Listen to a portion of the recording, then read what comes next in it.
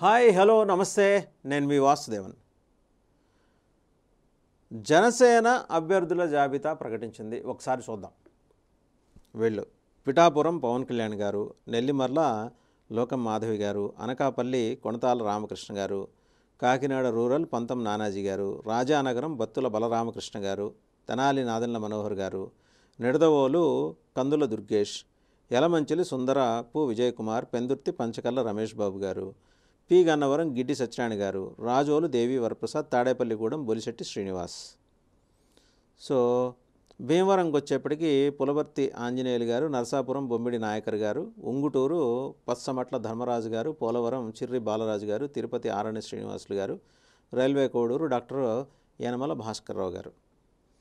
ఇక్కడ సామాజిక న్యాయం పాటించడం అంటే ఏంటనేది పవన్ కళ్యాణ్ గారు చేసి చూపించారు. సరే, తను పవన్ కళ్యాణ్ కాపులు, లోకం మాధవి గారు అటు బ్రాహ్మణ్ కమ్యూనిటీ నుంచి ఉన్నారు, కాపుల ఇంటి కోడలుగా ఉన్నారు. కొణతాల రామకృష్ణ గారు గౌరవ సామాజిక వర్గం, పంతం నానాజీ గారు, అలాగే బత్తుల బలరామకృష్ణ గారు, నాయన్ల మనోహర్, కందుల దుర్గేష్, పంచకల్ల రమేష్ బాబు, సుందరపు విజయకుమార్. సో ఇక దేవి వరప్రసాద్ ఆయన former labour commissioner, Bolisetti Srinivas garu fire brand Tadepalligudem, ఇంకా పులవర్తి ఆంజనేయులు గారు పారాచూట్ టీడీపీ నుంచి డంప్ చేశారు. చంద్రబాబు నాయుడు గారు చాలా జాగ్రత్తగా డంప్ చేయించారు ఇక్కడికి, అందులో డౌట్ ఏం లేదు. నరసాపురం బొమ్మిడి నాయకర్ పాత క్యాండిడేటే, చాలా బలమైన నాయకుడు. పచ్చమట్ల ధర్మరాజు గారు ఉంగుటూరు, పోలవరం చిర్రి బాలరాజు గారు, తిరుపతి ఆరణి శ్రీనివాసులు గారు, ఈయన అక్కడి నుంచి వేరే చిత్తూరు నుంచి ఇక్కడికి వచ్చారు. రైల్వే కోడూరు డాక్టర్ యనమల భాస్కర్రావు యాదవ సామాజిక వర్గం. అది బీసీలకి ఎలా అకామిడేట్ చేయాలి అనే విషయంలో తాను ఎలా అనుకున్నారో తనకున్న లిమిటెడ్ కాంపోనెంట్లో కూడా ఆయన పర్ఫెక్ట్గా అకామిడేట్ చేశారు పవన్ కళ్యాణ్ గారు. అలాగే ఓసీలలో విస్మృత వర్గాలకు కూడా అవకాశం కల్పించారు. తెలుగుదేశం ఉంది, ఇప్పుడు 144 సీట్లు ప్రకటిస్తే ఒక కమ్యూనిటీకి అందులో ఒక సీటు కూడా లేదు. వాళ్ళు అనొచ్చుగాక బీసీలకు ఇచ్చాం, ఎస్సీలకు ఇచ్చాం. ఎస్సీలకి బీసీలకి మీరు ఇచ్చి తీరాలి. బీసీలు ఉన్న చోట బీసీలకు కాబట్టి ఎవరికి ఇస్తారు? బీసీలకే ఇవ్వాలి. ఎస్సీ రిజర్వ్డ్ కాబట్టి ఎస్సీలకు ఇవ్వాలి. అది మీ పనితనం మేధోతనం కిందకేం రాదు కదా. బట్ బ్యాక్బోన్గా మీ పార్టీకి నిలిచిన ఓసీలు, అగ్రవర్ణాలు కాదు అనేది, ఇతర కులాలలోని విస్మృత వర్గాల్ని తెలుగుదేశం ఎలా కన్వీనెంట్గా విస్మరించింది. బట్ పవన్ గారు విస్మరించలేదు, అందరినీ కన్సిడరేషన్లోకి తీసుకున్నారు ఆయన. ఏది ఉన్న లిమిటెడ్ నెంబర్లోనే ఆ 21లోనే 18 పోను ఇంకా 3 అనౌన్స్ చేస్తారు. ఇప్పుడు విజయవాడ వెస్ట్, అలాగే వైజాగ్ సౌత్, ఇంకో కాన్స్టిట్యున్సీ ఉంది, అనౌన్స్ చేస్తారు. ఖచ్చితంగా ఆయన అన్ని కన్సిడరేషన్లోకి తీసుకొని చేస్తున్నారు. 10 ఏళ్ల క్రితం పుట్టిన పార్టీకి ఉన్న విజ్ఞత, జనసేనకు ఉన్న విజ్ఞత చంద్రబాబు నాయుడు గారి తెలుగుదేశం పార్టీకి ఎందుకు లేదు, ఎలా ఎగిరిపోయింది? ఆ కులంతో మనకి సంబంధం లేదు, వాళ్ళ పేరుతో ఒక కార్పొరేషన్ ఏర్పాటు చేసాం, వాళ్ళ సాగు వాళ్ళు చేస్తారు, వాళ్ళకి చట్టసభల్లో ఎందుకు అవకాశం ఇవ్వాలి? ఒకప్పుడు వాళ్ళు ప్రాతినిధ్యం వహిస్తున్న నియోజకవర్గాల్ని కూడా కబ్జా పెట్టేసి, ఇన్ఫ్యాక్ట్ ఎన్టీ రామారావు గారు ఇచ్చారు అవకాశం. ఆయన ఆ సామాజిక వర్గం ఆ సమయంలో కొన్ని ఎన్టీ రామారావు గారు తీసుకున్న ఈ నిర్ణయాలు, విధానపరమైన నిర్ణయాలతో వ్యతిరేకించినప్పటికీ ఎన్టీఆర్ గారు ఒక స్టాండ్ మీద నిలబడ్డారు. అందరికీ అవకాశం ఇవ్వాలి, అన్ని కులాలు అన్ని వర్గాలకి అవకాశం ఇవ్వాలి అనుకున్నారు, ఇచ్చారు ఆయన. చంద్రబాబు గారు కన్వీనియంట్గా ఏంటంటే కుల ప్రాధాన్యంగా ఆయన ఇప్పుడు 144లో చూస్తే రెడ్లు కమ్మలు సమానంగా ఉన్నారు. ఐ థింక్ 20 పైన సీట్లు లేదా 18 సీట్లో ఇద్దరికి. మరి ఒకప్పుడు పార్టీకి బ్యాక్బోన్గా నిలిచిన కులానికి మీరు ఇవ్వకపోవడానికి గల కారణం ఏంటి? ఈవెన్ వైసీపీ ఇచ్చింది కదా, వైసీపీ ఇచ్చినా మీరు ఇవ్వకపోవడానికి గల కారణం ఏంటి? అవసరంలా, వాళ్ళ పేరుతో ఏదో ఒక కార్పొరేషన్ పెట్టాం కదా, దానికి ఐవైఆర్ కృష్ణారావు అని మనం ఏది ఫౌండింగ్ చైర్మన్గా ఇస్తాం కదా, కాబట్టి వాళ్ళు కార్పొరేషన్లకు పరిమితం కావాలి, చట్టసభలకు వాళ్ళు రాకూడదు.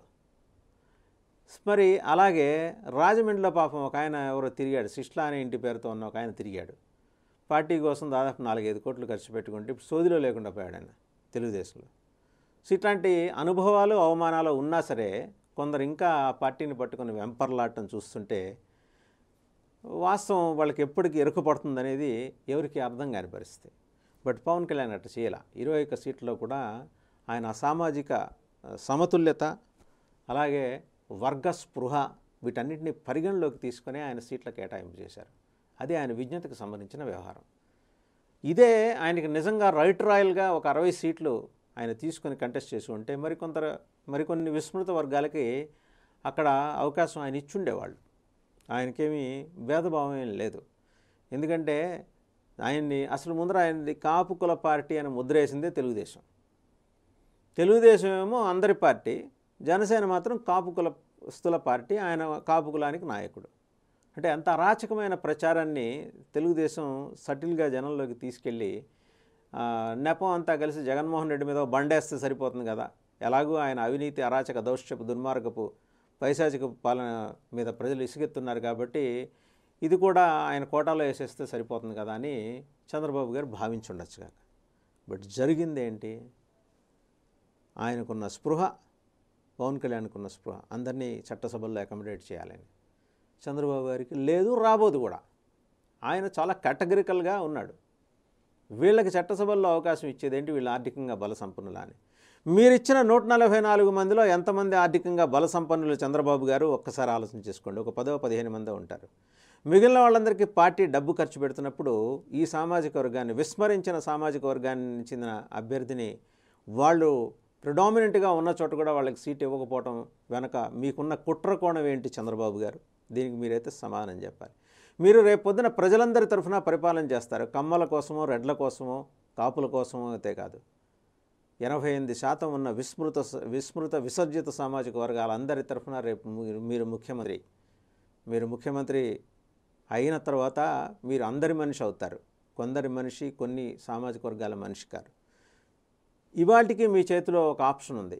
ఎక్కడన్నా మీరు ఆలోచన చేసి సమంజసమైన రీతిలో వారికి అవకాశం ఇస్తే ఆ సామాజిక వర్గం మిమ్మల్ని విశ్వసించే అవకాశం ఉంది. ఇప్పటికే మీ మీద చాలా విసిగెత్తి ఉన్న ఆ సామాజిక వర్గం ఇలాంటి వింత పొగడలు పోయారనుకోండి, ఇంకా తేడా పరిస్థితిని మీరు ఎదుర్కోవాల్సిన సమయం మీకు ఎదురవుతుంది. పవన్ కళ్యాణ్ గారిలాగా విశాల హృదయంతో ఆలోచించండి. సంకుచిత మనస్తత్వం విడిచిపెట్టి బయటికి రండి చంద్రబాబు గారు.